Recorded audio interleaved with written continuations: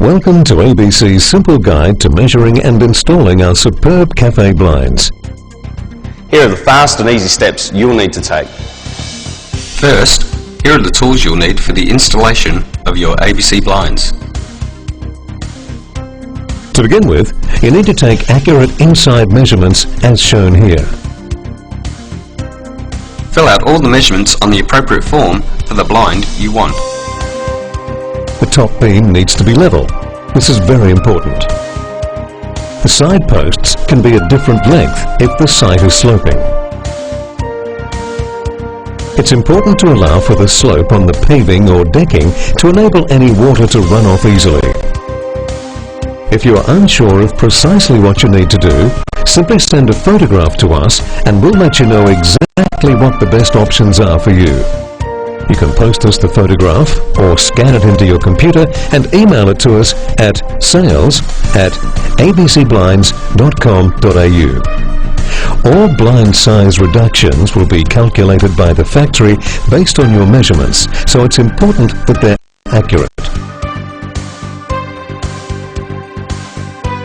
How to install an ABC retractable crank-operated awning.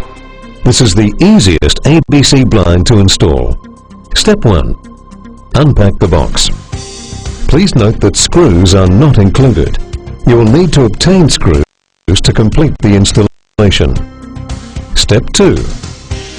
Working from inside of the patio, secure the side tracks to the patio or enclosure as shown here.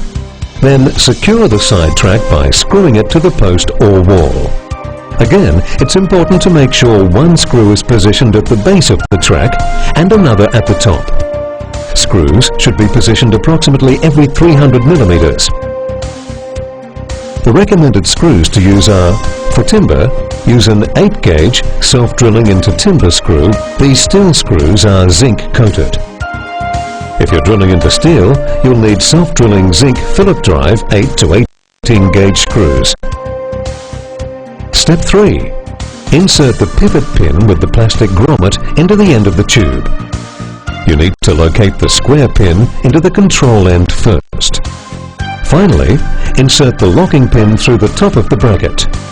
It's important the pin is inserted from the top, otherwise you risk the pin falling out. Step 4. Locking pins. First, locate where you'd like to drill the holes for each of the 2 locking pins. Drill the 2 holes into the side track using an 8mm drill bit. The angle of the hole should be approximately 15 degrees. The hole in the back of the track needs to be around 10 millimeters below the level of the hole you drill into the front of the track. Please note, the bottom hole should be at least 18 millimeters up from the floor. Otherwise, you can choose to locate the holes and pins wherever you choose along the track. Step 5. Attach the crank handle and turn it to lower or raise the blind. It is important to back tension the blind. This can be done by turning the handle an extra half turn to tension the blind once it's tight against the locking pins. Now that was easy, wasn't it?